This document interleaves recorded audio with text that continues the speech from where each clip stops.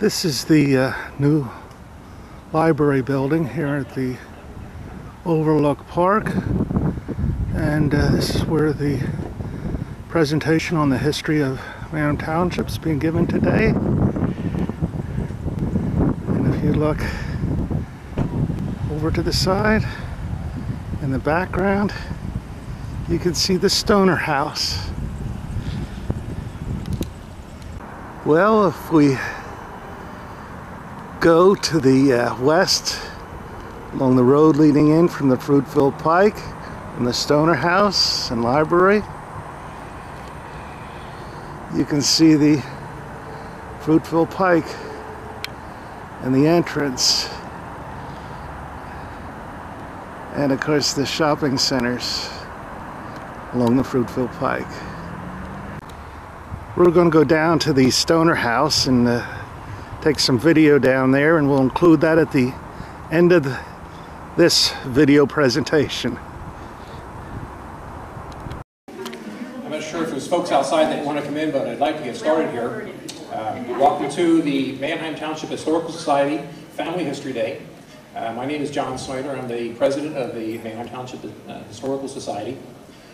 When you put the words history and Manheim Township together, you know you're talking about a big topic. This township has a lot of history. And when you start talking about who do you want to have involved in a talk on the history of Manheim Township, Nat Netscher is the name that comes to mind. A lot of people would say that Nat wrote the book on Manheim Township history. As a matter of fact, he did. Nat wrote this book on Manheim Township history. Wrote this book 2004, I believe. And I guess the story is he had already written a book on the history of Manheim Township High School, not high school, but the school district, in 1997, I think. And I guess the township commissioners, in preparation for the 275-year anniversary of the township, which would be in 2004, said, you know, we need a nice history book on Manheim Township. And they approached Nat to see if he would be interested in doing that, and he agreed to do that. And this was the results of that. So I guess through his research and putting together this book, he's become the self-proclaimed historian for Manheim Township. So he can give a great presentation for us. Regarding the Manheim Township Historical Society, who we are, our goal is to preserve the history of this township. We have so much history here.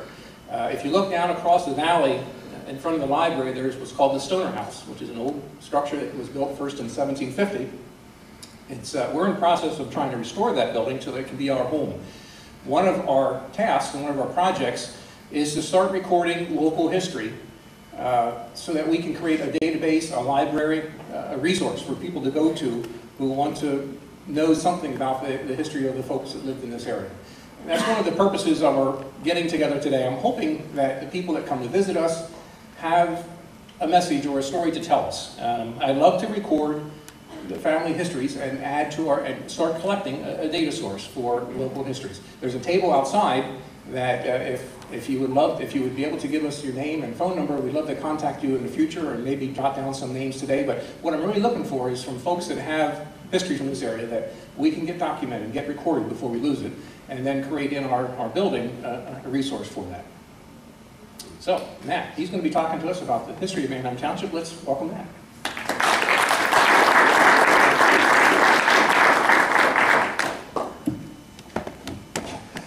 Thanks, John. How's that like? I'm not as large as you. Thank you for all of you for coming. I like to think that maybe you came because of me and not because of the library, but isn't this a wonderful building that we have here? We should be very pleased. We need to go back before the township was even created to start then our program and our walk through history.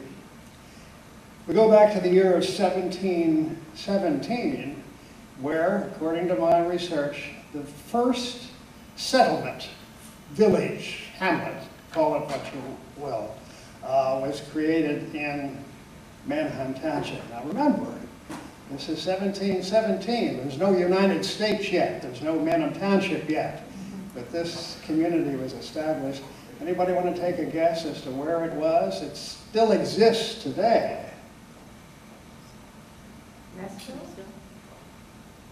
when it was established, it was called Bear's Mill because it was a settlement that grew up around this mill.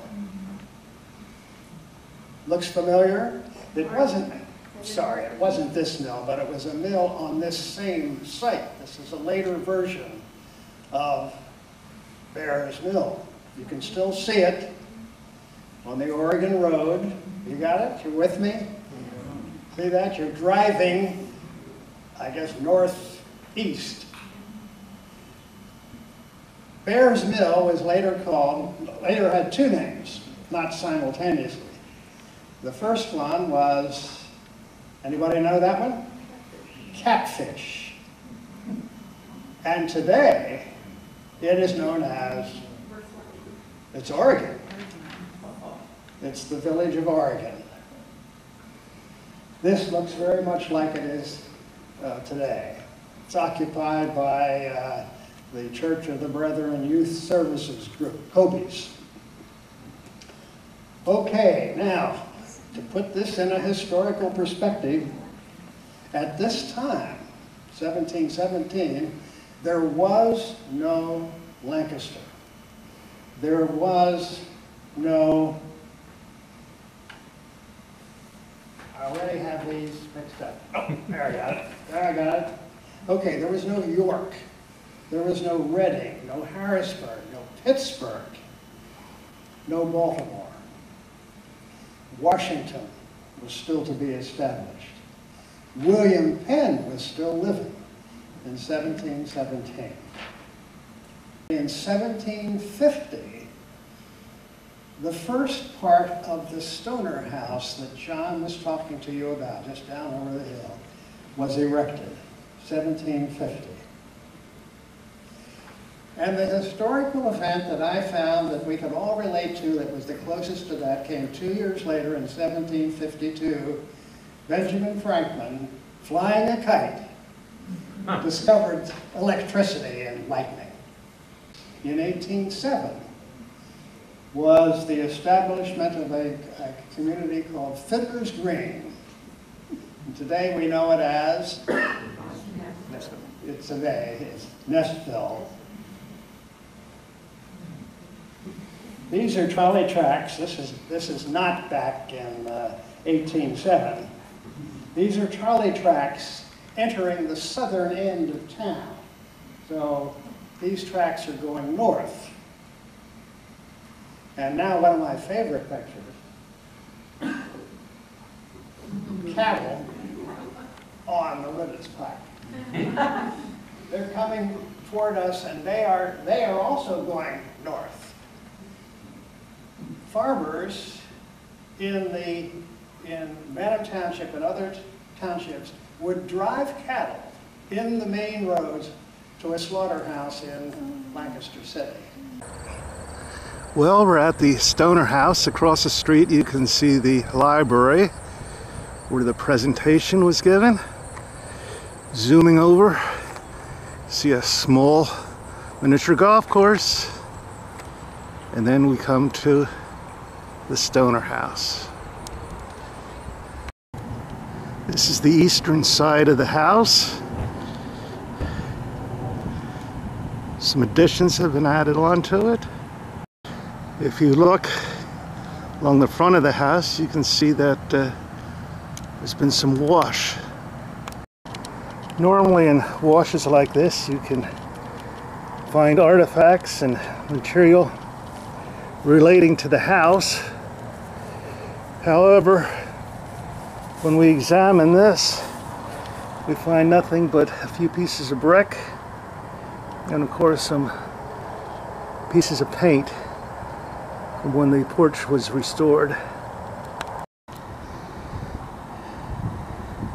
Interesting collection of debris under the porch, but not too much exposed. Matter of fact, nothing exposed to show real artifacts. This is the western side of the house. It's been almost completely restored. Interesting barred windows at the cellar. This is the northern side or rear of the house. This is the location where in the future, near future, some archaeological explorations will be taking place. We're going to be trying to locate a privies and also maybe do some squares out here to see what's in the ground surrounding the house so that they have an idea of what potential surrounds the house and awaits future study.